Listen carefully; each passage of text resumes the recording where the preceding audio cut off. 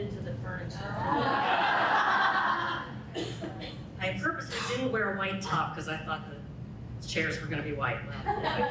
Hi, everybody. Welcome. So glad to see you here this morning. I'm Kate Folb. I'm Director of Hollywood Health and Society, which is a project of the USC Annenberg School for Communication and Journalism Norman Lear Center. So yeah, if you can repeat that back to me, you get a prize at the end of the speech. So today we are here to talk about Better with Age, Growing Older on TV. And before I bring out our panel, I'm going to do a quick commercial for Hollywood Health and Society, which is that we are a free resource to the television industry, the screenwriters, producers, other content creators, to help them, to help you vet your storylines for accuracy around health and science and medicine, public policy, safety in general, pretty much anything, climate change, all of that. So if you have a script you want us to take a look at, or if you want to talk to an expert on a certain issue, you can reach out to us. We can connect you with those experts to make sure that the stories you are telling are as accurate as possible. So that's my commercial. I will say no more. It's free. Let me bring out our illustrious panel. First, the executive producer from ODAT. Do I need to even say what ODAT is? One Day at a Time, Brent Miller.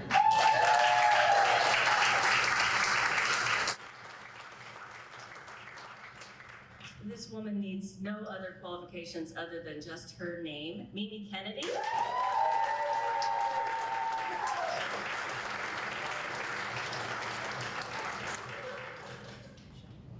Panelist extraordinaire, Mike Royce, creator and EP of ODAT.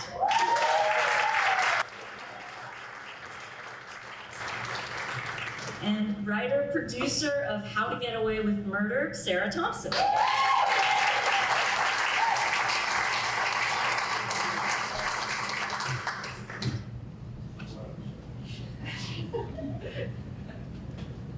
Am I blending in? Okay, all right, Better with Age, Growing Older on TV. So I have some stats I'm going to share in a minute, but I'm going to start right off with you, Mimi. You've had a very long, diverse career as an actor.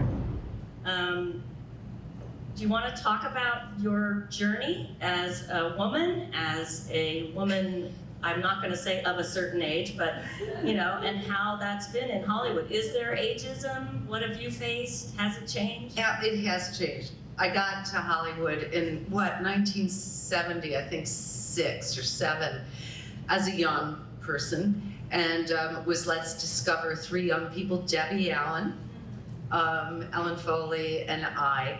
On 3 Girls 3, and then thank you very much. Oh yeah, and those were the days when a 19 share was not a hit, and we haven't seen those in a long time. Then I moved right into playing mother roles, and it made me remember the nun who refused to cast me in Little Women because she said I had a mature face.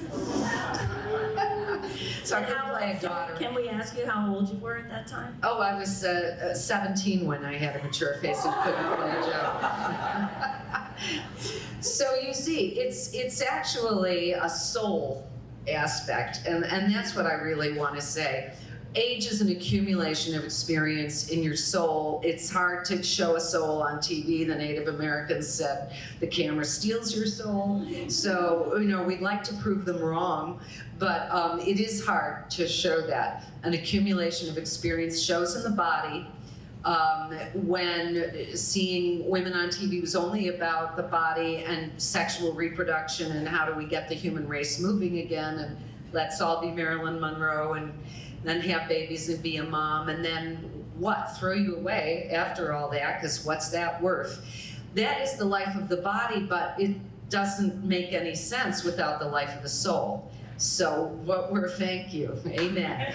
The congregation said amen. So you want to move into Elderhood is a kind of a weird word, but I would just call it an accumulation of experience in the soul. Move into that, show some of that, and for that you need the entire range. Young people, children, we all know have soul stuff to tell us out of the mouths of babes. And then straight through adolescence with that passion and that fire for life, and bring us the music and the sexiness and all that.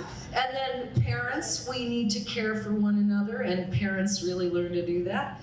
And then there's being older and you've been through the whole thing, but you're still in your soul accumulating experience as you head for that gate. And we need to know about that. So that's what I'm still an actress for. God help me. But the roles definitely changed, and I am among people who have helped delve into all the ages of man and woman and tell all those stories. Shonda Rhimes did some amazing stuff that I've played, and we can talk about that later. Great, great, thank you. Okay, the US Census says that by 2020, so that's next year, like in 6 months or whatever, by 2020, there will be about 3.5 working age adults for every retirement age person. So that basically means roughly 1 in 4 adults are going to be 65 or older in the US. So start counting off, you know. And also in the US, the spending of Americans aged 50 and up, this is 2015 data, so it's probably gone up, accounted for nearly $8 trillion worth of economic activity in the US. Okay, last data point, people over 50 watch 5 to 6 hours of TV a day.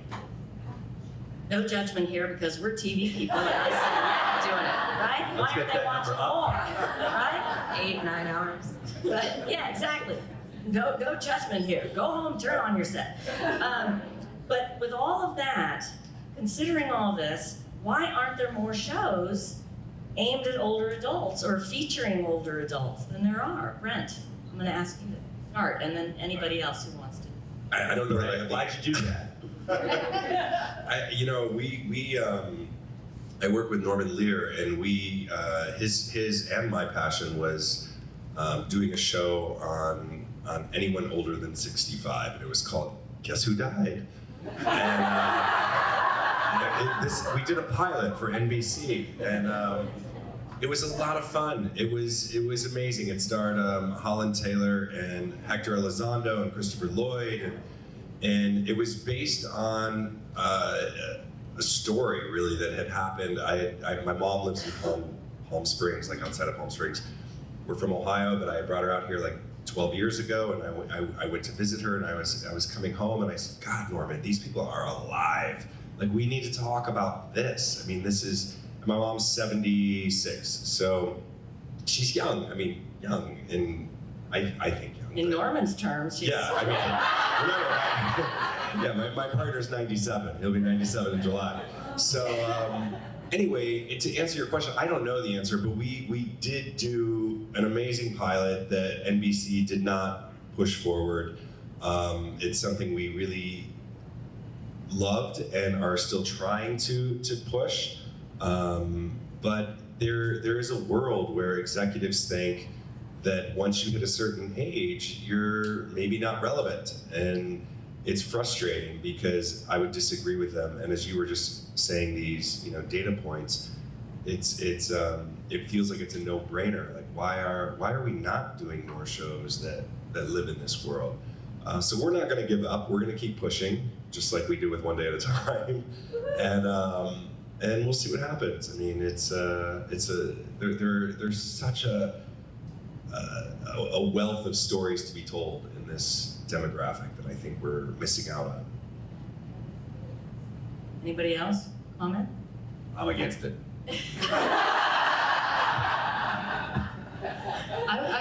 I've already talked so much, but I would like to say also that I like stories that have the entire demographic. In other words, I did a pilot, I think, It Shall Go Unnamed, And it was, we're going to do a show with older people, because they figured out that they were spending they had all the Social Security money that was sort of extra if they were still working or whatever. Really Whoa, we extra. want their money.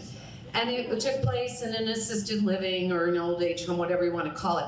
And it was superficial. All that mattered to anybody in that place was having a date and maybe trying to have some sex, but without any talk about health and like how that affected your heart rate or anything like. And it was just like taking a bunch of 25-year-olds and making them 65 and being in this, old age home.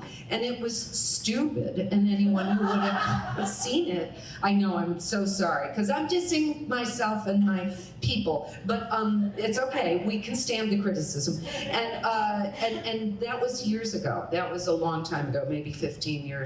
So I think things have improved since then, and it's partly another thing I auditioned for was all kids going up in a spaceship, and I asked, are there going to be any older people on the thing? They said, no, it's just kids. Nobody wants to see the parents or the old people. And I'm like, kids feel like kids when there's an authority figure to butt up against, so it might give you more story. And they didn't want to hear that. That's all improved. It's all improved. Things are better. Yeah, it's, I would say that there's like prejudice or something. And we're allowed to see a million versions of young shitheads on television. And I want to see the old shitheads, right? I want to see a rainbow of shitheads on television. Because it makes it more interesting. Stereotypes are always bad. So like that's it sounds like when you're saying to yourself, yes, let's put some old people on television. We'll get a nursing home, and it just sounds like you're leaning right into just that. You're just coming at you don't have an identity. You're just an old person, which is the same thing that people are talking about millennials and all the ridiculous stereotypes about millennials that come out and how they don't know how to do anything and blah blah blah blah blah. That's all dumb too. So it's television. It's the most interesting things can come from anywhere, and it's sort of ridiculous that it gets cut off at a certain age.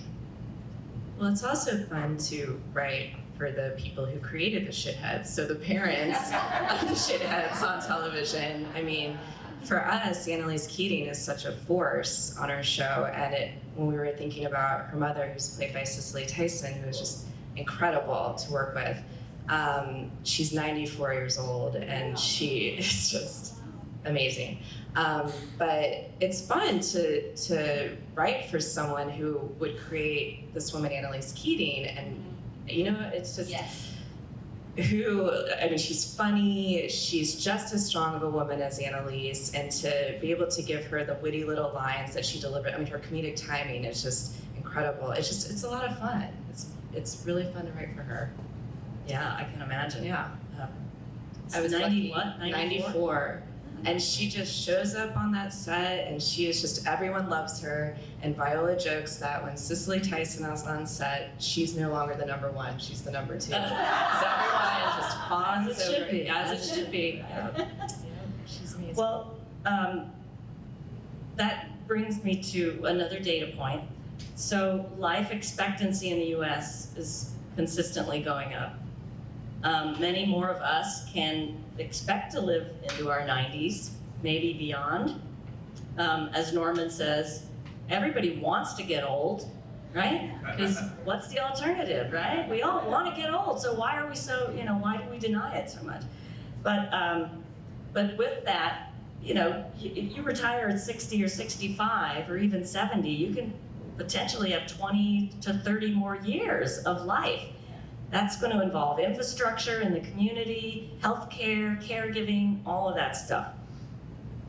And in fact, many adults are straddling that issue right now. They're caring for aging parents and they're caring for their own children. And what if those aging parents live another 20 years and they're going to have healthcare needs and so forth. And so you guys did an amazing story, Sarah, on How to Get Away with Murder about Cicely Tyson getting older and Annalise having to care for her. I wonder if you might share about that. Yeah, so Cicely's character, Ophelia, she, over the course of we're working on our 6th season, and she's been on since the 1st season, and she's developed dementia through the years, and it's it's something that's very close to my heart. Both of my grandmothers had dementia, and a couple other writers in the room, and just dealing with how to care for them and just the discussions that take place in your family. I know my grandfather, he never wanted to put my grandmother in a home even though she needed a lot of care. And we had the same storyline too with Cicely Ophelia and her husband, played by Roger Robinson, who passed away last year. But he was, the fight of, he didn't want to put her, he was stubborn, he wanted to keep her in the house. And it's also really expensive to put, and so that was part of the storyline too, is the money, where it was going to come from to put her in the home. I mean, it's thousands and thousands of dollars a month, which scares me too, because I'm thinking, well, when I'm that age, I hope that I have the means if I need it. It's something that we need to talk about more, the price of caring for someone with dementia. Absolutely. Mimi, Yeah. the storyline from the dumpster, spaghetti sauce and a dumpster fire. I love the titles of the show now. I mean, the titles are amazing, which is an amazing storyline. And why don't you share a little bit about that, and how did it come to be? Well, that was about the rage of being older. It's interesting, it was a venue like this that someone on a red carpet said, what sort of storylines do you want to see on Mom? And well, the only thing I could think of was getting older, wish they would deal with that, because we have this wonderful array of women. And around it came, and it was, I, as a AA sponsor to many, I'm the rock of many on the show, my own rock, my own AA sponsor, we had never seen her, we imagined her, had taken a drink, had gotten drunk because her neighbors cut down her hedge. So how does that happen? Well, that's the thing about being older or accumulating experience. Something can trigger you from way back when, and suddenly you lose it, and nobody around you who knows you currently knows why. What the hell just happened? Because it's something buried. So my character Marguerite, having lost her sponsor, she doesn't drink, I don't drink, but I lose it in a supermarket where I'm at a counter and we're taking numbers, and my number is up, number 26, and they go right to 27 because she's a cute young woman. And I totally lose it. I say, why the hell do you have numbers if you're not going to use them? And I was here first, back off 27. I am completely the wise rock falling apart and shattering. And finally, at the end of the show, in the wonderful sharing that we get to do as 12-steppers, I was just saying, we have an automatic way to show the inner life of the soul, and that's when we have a share. And that's a formal thing that you do at these meetings. So I confess that I took a bath with Jimi Hendrix, Yeah, I robbed a bank, hey. But all people see is an old woman. And, it's interesting, I've studied a lot about women's history very late in life. I didn't come to it in the 70s when everybody else was doing it. But it turns out that the witch burnings that went on in medieval times, it was always older women who were living alone. And it was an aspect of just, let's go get her and punish her, and then we'll feel better as a village because she must be the reason we didn't have a good crop or whatever. So this has been going on for a long time, that women lose their value to a society when it's not about reproductive or mothering. But I think we're getting smarter than that, and we're sharing ourselves in a much more meaningful way. I have great hope for the future because of that. Oh, yeah. So Brent and Mike, working with the great Rita, or not only the great Norman Lear, but writing for the great Rita Moreno and the whole storyline thereof. I mean, this is a family that the matriarch is living in the home, and this is, Penelope is caring for her kids as well as her mom. She has a stroke, or a near stroke, and they have to put her into a coma. Maybe, as you told me last night, that's not the best episode to talk about because Rita doesn't have any lines in that episode because she's in a coma. But how is it writing for Rita Moreno, and how is it for both of you, just working on a show that really, the older person really shines? I mean, she's really central to that show. Oh, yeah. I mean, so she was the one person who didn't have to audition. And, as a writer, I understand Rita Moreno's a legend. I had, at this point, never met her before. And for Netflix, they pick up a season. So we were writing not just a pilot, but many episodes. By the time we had the table read, and by the time I met Rita Moreno, we had written about 6 or 7 episodes. The pilot had been written for a long time. We had put a lot of words on the page. This character was carrying a lot. So this was not, a grandmother who was going to come in and say some zippy line and then, get out on some, the show was on her shoulders, Justina and her. So, I mean, I honestly was nervous. I'm like, she's, 84 at the time or whatever. I don't know what her capabilities are, So she came in and I swear to God, she opened her mouth and it was the funniest thing I ever heard. Her timing, her, embodying the character. It was amazing. And I grew up, as a young white boy, idolizing David Letterman and, a young white boy comedy. But my comedy idol is now an 85-year-old Puerto Rican woman, because she is, it was just incredible. And so you see her, what's really amazing is that I guess you would think in front of an audience maybe is not, like, as you get older, maybe you want to be less in front of an audience, She shines. She opens up. I hate it. Sometimes you have to shoot a scene that's not in front of the audience just for logistical reasons.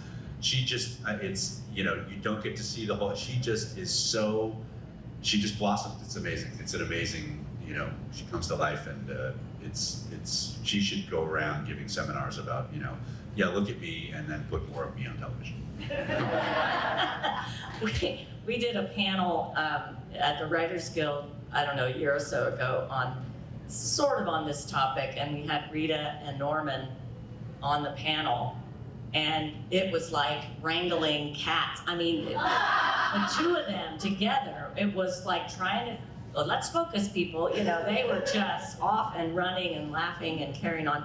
But so Brent, tell me, I mean, back to kind of infrastructure. If we're all getting older, hopefully there's going to be more substantive storylines about and involving older adults, not solely, but they're part of the spectrum. We don't lose them, and they don't just come in with the one-line zinger. And Brent, you're probably best equipped to answer this. There's got to be some infrastructure around production, travel, shooting time. I don't know, all of that when you're dealing with Cecily Tyson, who's 94, and Rita Moreno, who, how old is she? 86 or something now? I think she's 86 now. I think that's that woman 87. she has more energy than, oh my gosh, I mean, she's insane. And Norman too. But I mean, she's doing West Side Story right now. I mean, Yeah, and she's traveling weekly, back and forth to New York to shoot this. I mean, she's insane. Yeah. So I mean, but are there other? And just to remind you, how many of you saw well, maybe I shouldn't ask that, but I'm sure a lot of you did, saw the live in front of a studio audience reenactments of one of All in the Family and the Jeffersons, which if you haven't seen it, go find it. It's hilarious. It's on Hulu. But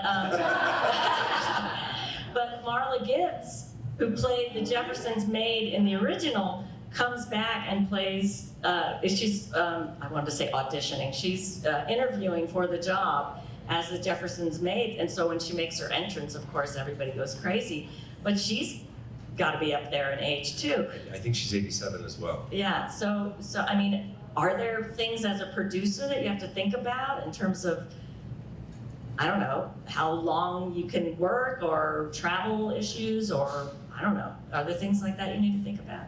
I think, I've been with Norman for 12 years, and so when I started working with him, he was 85. And Just a spry, But it's always in my head to think about what, when we go to a panel together, what is the chair like? Is there a step? What's the lighting like? I mean, all these things that you think about just because you care about someone who may need some assistance. But at the same time, you don't want to, I mean, he's a human being just like all of us. And I think if he was sitting here, would think that if him and I are talking, he thinks he's 44 because I'm 44. But it's a mind thing. Yes, I think about it, but I don't think that, like Rita thinks about her age in a way that, she's doing her thing. She's on a plane every week because she's filming a movie and loving life. I mean, she's living in a big way. And I happen to be doing a movie on a documentary on her life for American Masters right now. And so I've really gotten to know her and her history and what makes her tick. It's interesting because they kind of have her and Norman and maybe Marla too. I mean, there's a drive there that I think maybe I'm trying to find the secret potion of the secrets of longevity, and I don't know that I'm going to get it, but I do see that there's a curiosity and there's an interest in remaining relevant across the board, and I think that unlike my mother, unfortunately, who doesn't have that, these people that I work with do, and I'm always like, Mom, but Rita, and she's like, quit comparing me to Rita. Quit comparing me to Norman. And I'm like, well, that's fair. Mom, there's a reason they're doing what they're doing. And I don't want to hear it. It's like constant. But there's a secret there. It's pretty awesome. And if there's something that we can all take from it, I'm absorbing. Can I just tell a story? Because this reminds me of something. The moral to this story is an actor is an actor is an actor is always an actor. No offense. No, this is just age makes no difference. So when we were doing What Men of a Certain Age, Ray and I were casting his dad, and we had written a show where we meet his dad and meet the character of Joe's dad, and the dad is he's in his 80s and he's lost his spark. He's retired, basically got retired against his will, and now sits around wishing he wasn't retired. And so Robert Loggia wanted to play the part, and it was fantastic. We were like, oh my God, this is great. So we just had a phone call with him. He wasn't in town, we couldn't meet him. It was just kind of like we'll sort of tell you what we're looking for in the character, and just get everybody on the same page. So he in Hollywood it's sort of there's that meeting offer with a meeting or whatever. There's a term. He's basically auditioning for the job in his mind, on the phone. So we start talking to him, and he just nonstop goes, I'll tell you, I'm young as the day I was born. I got so much energy. I have sex with my wife 3 times a week. It's just selling how spry and how with it he is. And I mean, and he just sounds like he's full of energy. And we're like, oh, and that's great, that's great. And just so you know, I mean, you're going to be playing a guy who's who's lost his spark a little bit. He probably doesn't have quite the same energy that that you yourself have. But just so you know, for the character. And there's a big pause, and he goes, well, I'm forgetting everything, and everything hurts, and I'm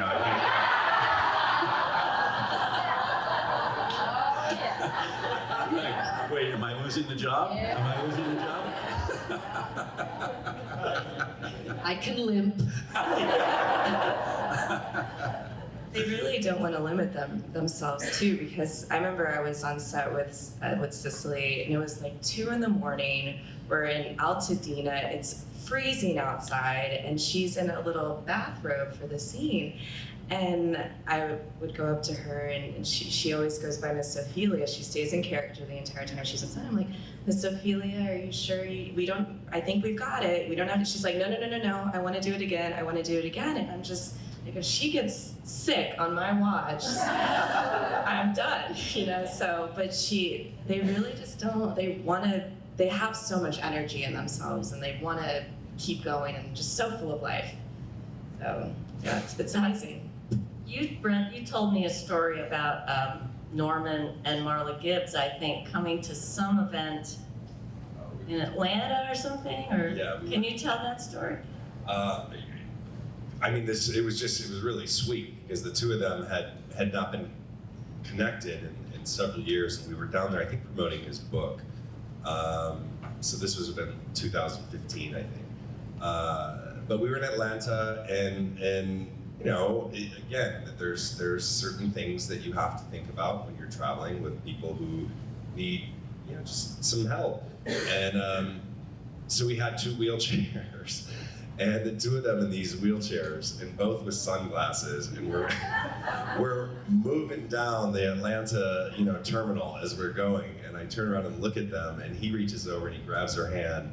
He says, "Do you ever think this would be us right now?" And it was just the sweetest moment. And I mean, I don't know if that's the story you're thinking of, but it was cool to, you know, just, I don't know, to see. Oh, I love that story. So back to writing for a minute.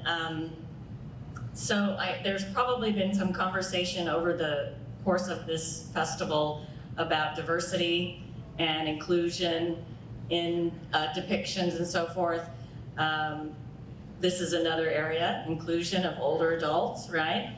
And one of the ways to see more stories about a certain individual or a certain ethnic group or certain group that you want to include is to have somebody in the writer's room who represents that group, right? So when you were talking about some of the cheesy stories about older adults, I can only imagine that they were probably written by 23-year-olds, no offense.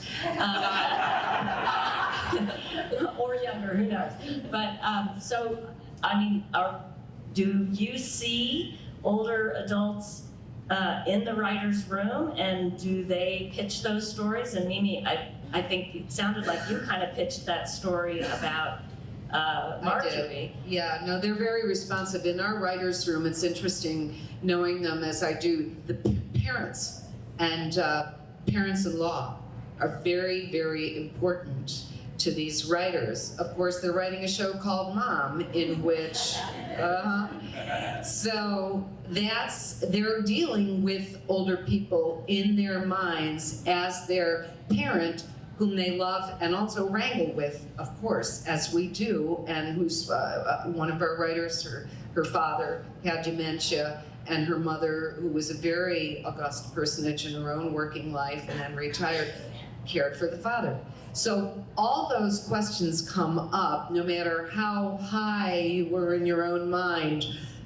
Caring for another brings you in your own mind, you know, lower. You're not the most important number one anymore. That's always a story, how that impacts people. And they love or hate, but that's another form of love when it's in the family. And that's how I know that they're doing that. Chuck Lorre, who was the show creator, is no spring chicken. And I've known him a long time. And he has all the energy, the spiritual, mental energy, and he is still resolving. I mean, Mom was his, I'm gonna face straight on how I felt about my parents and how I feel about recovery and recovery in 12-step with my community. It's fantastic because this was his new community and he just wanted to uncover everything and talk about it. That's why I know they were doing real stories and not just manufactured ones. We could always be better. I mean, I think there should be more older people in our writer. We have a pretty young room, but we do talk about our parents all the time, and I think we've met almost, if not every character's parents on our show. So there's a lot of parental storylines that we're telling that we, you know, because our cast is pretty young too. So yeah, but we're always talking about our parents. Yeah, well, good to know. Yeah. Yeah, I mean, it's an interesting, I remember when my first writing job came in 1999, and there was a story on 60 Minutes, and I was 35. And there was a story on 60 Minutes in 2000 or something about ageism in writers and how when you turn 40, it's all over. And so I panicked and I sold the house. And I feel like that is changed somewhat. I mean, I think it would be wrong to say there hasn't been progress in that area, considering I still have a career. I guess I'm one example, but you know, I don't know that it's an active. I think it's a product of that. There's 500 shows, and they like need people who know what they're doing. Like, oh, you've done this before? Okay, get in there. You know.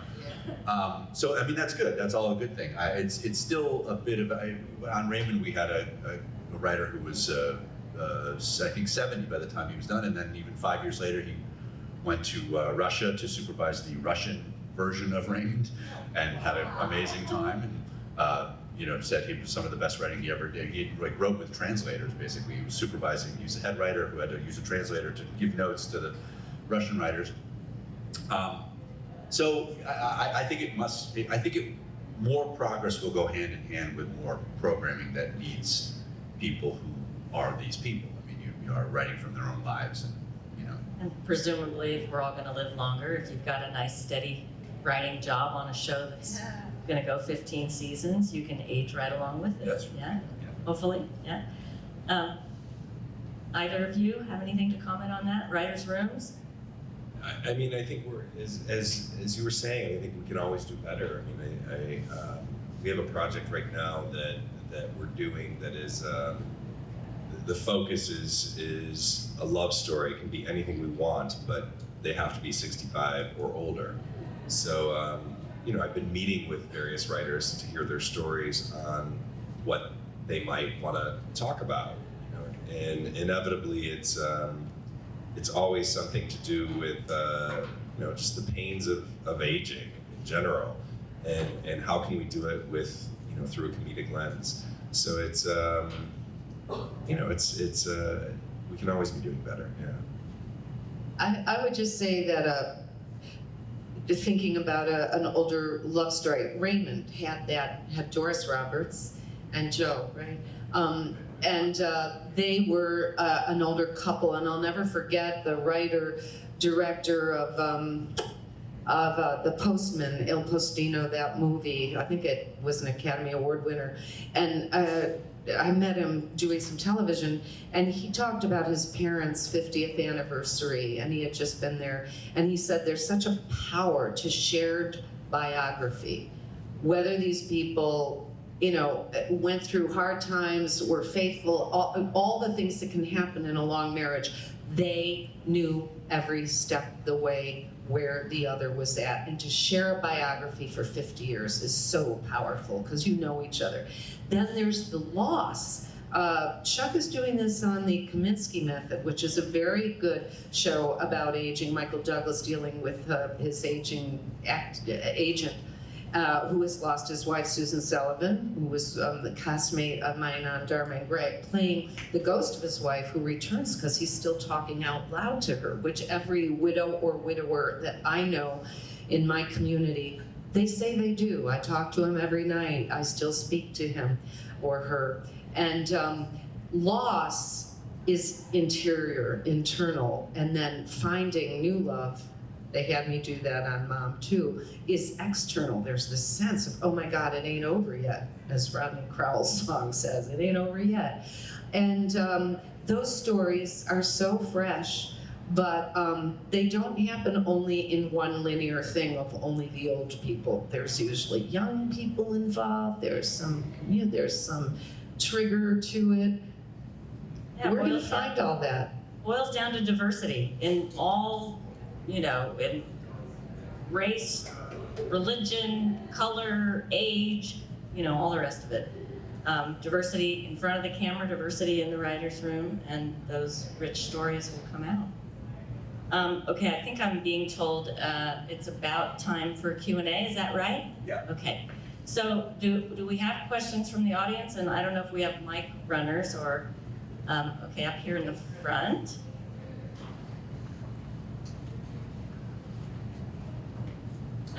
Thank you. So media's mentioned multiple times that there's, you know, definitely more interesting roles, you know, for older individuals, you know, more variety and all that. And I was wondering, you know, how much of that do you think is due, like all of you really, how much of that do you think is due to nostalgia, because a lot of all these actors we've mentioned have been in Hollywood for decades. We always hear about like new revivals for TV shows. I mean, I feel like every week I hear about a new revival. And so how much do you think is due to nostalgia, and how much is due to an interest in these type of storylines? So sorry, how much of what is due? Sorry. So the reason, I guess what I'm trying to get at is, with all these new roles out there, or more diverse roles, for older individuals, how much of that is due to like there being an interest in that, and how much is due to just nostalgia, basically, because these are actors who've been around for a long time. Well, I guess in our case, we're always, the way we kind of think about story is what do we want to say, and we have this great opportunity to show millions of people our stories. So in our case, when we wanted to do the dementia storyline with Cicely and her character Ophelia, I mean, it was something that a lot of us had gone through with our own families and just the struggle of that. So in our case, I mean, I wouldn't say it's nostalgia, but it's just what do we want to say about these older characters and the struggles that they go through, the struggles their family goes through. But yeah, it's just taking that opportunity, I guess, to say what's on our minds. I was wondering were you asking as an actress about the casting of such thing? Like, we want to see this person again on TV. We want to see them.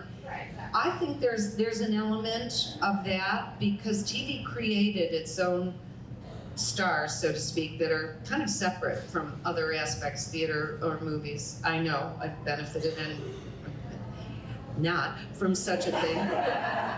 But I do think, again, it's kind of a community, and we do want to bring forward people of every age that we've created in this community. And I've always wondered if the audience, oh no, not that person again. But sometimes it's like, oh yeah, we saw that person younger and now we see that person older. Rita Moreno, a boy like that would kill your brother. I was a total West Side Story freak. When I met her, I thought my heart would bust out of my chest. But there's that. But I think there's also, and we shouldn't be naive, and I would like to make this a positive thing, television is driven by advertising. That's why it's free when we can turn it on. We're learning this on the internet too. Oh, skip the ad. No, maybe I'm interested. That's how this thing gets generated. And I have just finished traveling through Tennessee, and I've seen people of every age. And my heart, I am so grateful I live in Hollywood, where I have a team, physical therapy if I need it, or anything, and I need a great health care plan. I'm seeing a lot of people who are younger than I am, who are suffering from various maladies having to do with really poor diet, even though they're never hungry, and rural pesticide usage over decades can affect the human body in certain ways, illnesses. And I know that we can fix that with our medical system, but I also know we can learn how to harmonize better with our environment so we can live longer the way I do, which is with pretty good energy. And I'm loving that with older people on TV, it might give us all a social notion that I don't have to be sick just because I'm old. So I'm going to challenge what's making me feel sick. And I'm going to do a little more taking care of myself and taking care of others. Not being intrusive and meddlesome and judgmental and shaming, but just thinking I'm going to live this bunch of years with more energy. And I just had to say that because of where I've been and what I've seen. And I know we need to start caring for each other, again, not in a meddlesome, judgmental way, but I think our advertisers are getting into that too. And I'm glad to see it. Yeah,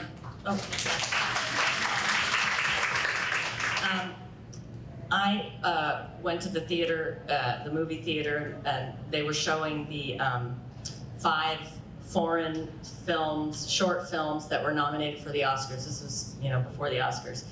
And so, when do you get a chance to see the short films? So I went to see them, and one of the films, it was from France, called Marguerite, It's the sweetest film. If you haven't seen it, try to find it. It's probably online somewhere.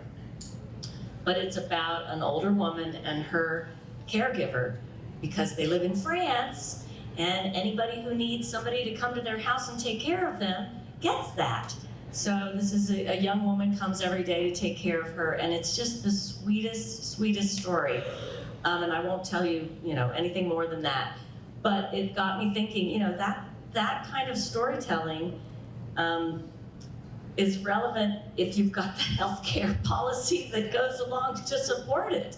That story wouldn't necessarily work in the US unless it were a very wealthy woman, who could afford that. So some of it goes hand in hand with that. And anyway, just a little plug for that film. Any other questions, or I don't know where our mic person is, but yeah, back there. It appears to me, as an older actress, 2.5 years, pretty young, that I work all the time in Dallas and Austin. When you talk about inclusion, what I personally see in our market, inclusion is everyone but older women. I don't understand that. Everything that you guys have talked about, it's the absolute truth. How can that be changed when our advertisers are, looking at, we spend money. We have the money to spend. It just doesn't make sense to me. Do you think Hollywood, has a blind eye to that? That doesn't make sense to me, financially. That's always been, there's been outcry and debate. I 100% agree with you, just in terms of this notion that is, I think, changing because all the platforms are changing, but this notion that, you reach a certain age and then you stop buying shit, or, you've made all your purchasing decisions are created by the time you're 49. Maybe when, I don't know, back in the 40s or something, when you died like a year later or whatever, I don't really know the statistics. But now it just, I was telling Jim, Jim Halperin, TV guy, that my mom has an iPhone, my mom has a DVR, she's 80, these things didn't exist, nobody knew that they were a thing. So she made purchasing decisions clearly well into her 70s that weren't there before, so it seems, it's just, and then there's the argument, well, we have all the statistics to back it up, so I don't know who's, I know they make money, so I don't really understand if they're just flawed in their philosophy, if they're making a bunch of mistakes. It seems like it needs to catch up. But the other side of it is, and the good sort of other good news is, there's just so much content that you can get now that does not rely on advertising. It's a fantastic. It's great to have options, but at least there's, Grace and Frankie and all. These are shows that they don't have to sell ads, so they can just go after the people. So hopefully that will start to open up even more demographically, because I'm not worried about it one way or the other, even if they're wrong. And I think they will catch up, because Hollywood does love money, and I think for a long time they just didn't think that women went to movies, and then they were shocked when an all-female cast was a huge hit. So I think it'll catch up, and they'll realize that the older population, yes, does spend money, and they want that money. So hopefully we'll get there soon. Yeah, and I think it goes back to the decision makers, not necessarily in the writers' rooms, but at networks and studios and those higher ups, diversifying those offices, which have predominantly been the white man. I'm sorry, you guys, but I am the problem. Look upon me. That's fine. Another question up here.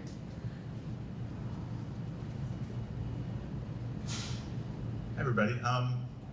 All your shows are critically acclaimed, so you know that you're hitting the mark somewhere, but what do you all actually hear from older audience members and how they're responding to your story specifically, whether it's social media or when they see you at things like this? What do you actually hear from them? I will speak to that. I hear from older people, but also 12-step people. It's an anonymous thing, but I will get hugs in parking lots from people telling me your show is so important to us. And they usually are speaking about a community of people that they're tight with because they're in recovery, and that goes on for the rest of your life once you've made that commitment to turn away from whatever it was you were self-medicating with that was making you avoid. So that's what I hear. And in terms of, I know a lot of our fans are older. Anna Faris, the young woman on our show, Young at 41, which should make us feel good and show us the potential for what we're talking about. She said, oh, well, our demographic, she's always making our demographic jokes. And they were aiming to get down into that 18 to 49, and they finally broke it. And they were all so glad because evidently that means a lot to the ratings and the advertisers. But we know that many of our audience is older than that. And I'm also getting it that a lot of television watchers in the evening are people who are caregiving, often for someone in the family, or maybe younger children, but they're in bed. Usually those caregivers, i.e. parents or whomever, go to bed right with the child because the day's been exhausting. But very often caregivers are watching TV because they have to be in situ, they have to be where they are. They can't go out to the movies or whatever. And Netflix and all that is changing, giving them more access. But that's what I would say. I hear from 12-steppers, and I hear from people who are grateful that we're dealing with difficult issues because they're doing that in their lives, and we're making them laugh about it, and they love that. And you and I have spoke about one of the scenes in Murder when Cicely is with Viola, and Ophelia had just wet herself, and Annalise was taking care of her, cleaning her up, bathing her. And a lot of people have talked about that scene, and just because it doesn't hide, the ugliness that you do go through when you are a caregiver, and how many people can relate to that, caring for their own parents. So a lot of these stories are very relatable for audiences, I think. Yeah, that scene gets me every time. We're singing I've to seen each it so many times, but it just makes me cry. We heard, I think someone was talking about nostalgia earlier. We heard from a lot of people 2 weeks ago when we did our special that I was surprised to hear from. And largely, I think, because I think the common thread always was, oh, we miss good TV. Like, that was what they were saying. And I mean, the argument is there's tons of good TV. I think we are in I think the best time for television. There's so much out there. But they really enjoyed, the comments that I was getting were, they loved that it was the Lear brand of television, of pushing, it wasn't too PC. Some of the things that were allowed to be said back then were a little, there was a reason that we had Norman do a disclaimer at the top of the show, just because we wanted people to be, especially the younger generations who had never seen these shows, to understand what we were doing, and that they might be offended by some of the language. Our cast members were also nervous. Woody had a really tough time playing Archie because he was like, I remember during rehearsals at one point he was saying the line, he turned around and he said, holy shit, they really said this back then? He was like, he broke character because he was just like, I can't even believe this is coming out of my mouth. He treated Edith like a dish rag. It was just awful. But at the same time, there was a reason, behind it. So I don't know. To answer your question, is we've heard a lot from a lot of people older who remembered the shows, and we're really happy to see it.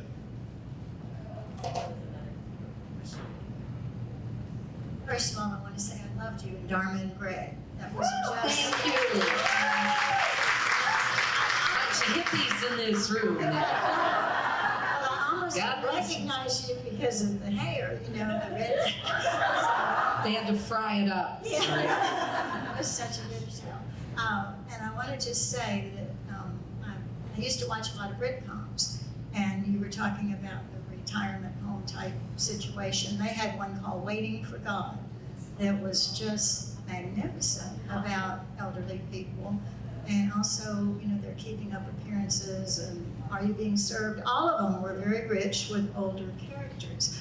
And so, and I also want to say that when I've seen several movies recently that show older generation with younger generation, like The Intern with Anne Hathaway and Robert De Niro, and there's one with Dennis Quaid and Topher Grace, where it shows young people learning from these people. And so when you were saying it's difficult to pitch a show sometimes with older characters, just remind them of the Golden Girls. So, and keep trying. Thank you. Another question somewhere over here.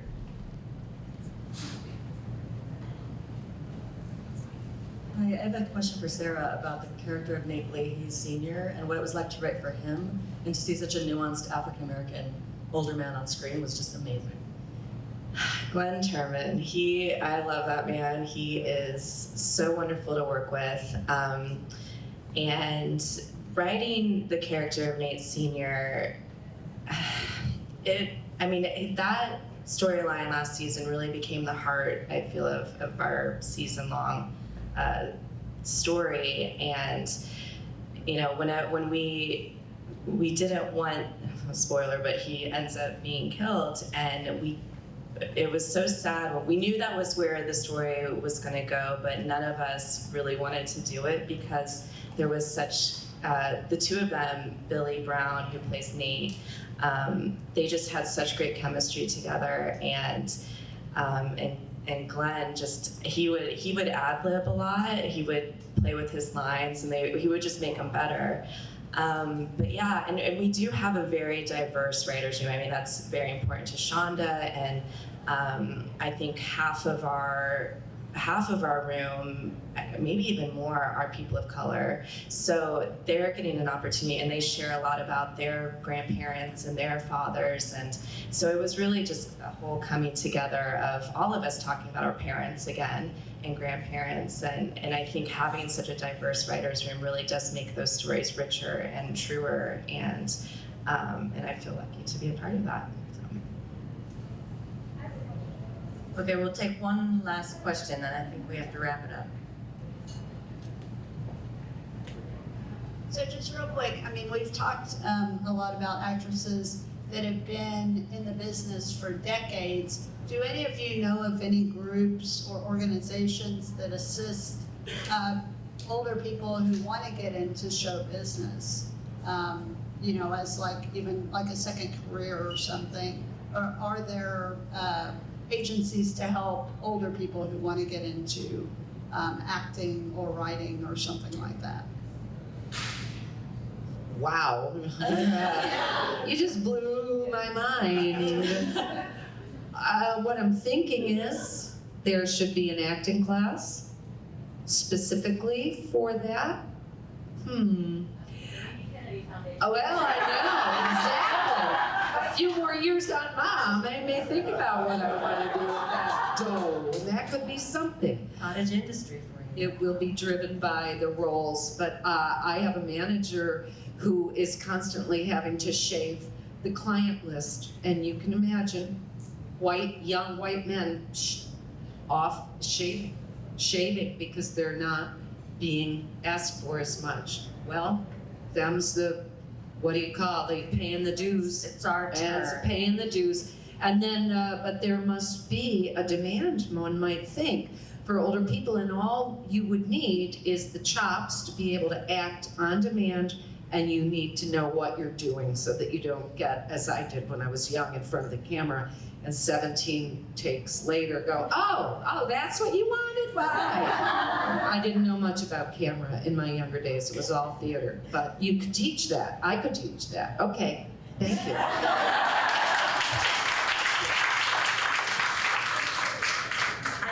I know that there's agents and managers that specifically handle like people with disabilities and things like that. So it seems like another good opportunity, somebody that reps older actors. And writers and all of the above. Well, let's give a big round of applause for